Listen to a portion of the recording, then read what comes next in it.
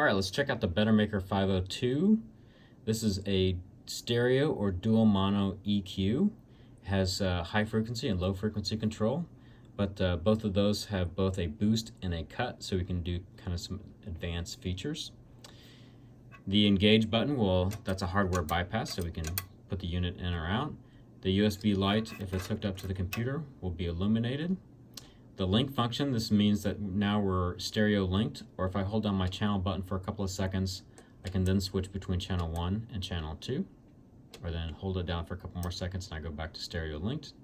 The clip indicator lights will illuminate if you're overdriving the unit. So looking at the controls, on the low frequency side, the CPS, this is cycles per second or hertz. We can increase or decrease here from 20 hertz up to 100 hertz.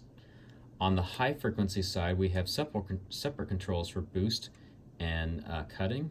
So again, we can go up or down for the boost of kilocycles per second or kilohertz, and then we can rotate through the cut frequencies of 5, 10, or 20 kilohertz.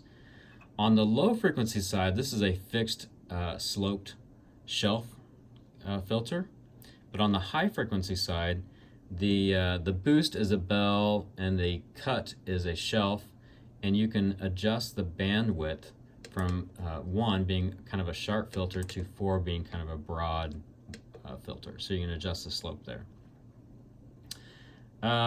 You can save presets. This has 400 presets in the unit. Right now, preset number 1 is saved, so I can overwrite that, or I can save it to a different setting. So if I had an EQ setting here, whatever my magical setting would be, if I press and hold the preset button for a couple of seconds, it'll say, do I want to save this? No, or yes. I can hold it down, it'll say it's saved, and illuminate with a little dot there. If I wanted to recall another preset, I could select that preset and push the button, and I'll reset preset 2, and back to preset number 1. If I wanted to delete this one, I can hold it down again, and I have a third choice called delete, and that'll delete the preset, and now that dot is not there anymore. If you want to reset the unit to its factory settings, you can double tap on this quickly, and it'll set everything to 0.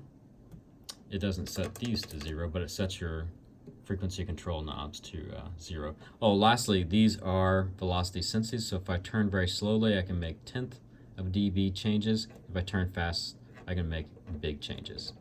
So that's the Bettermaker502P EQ.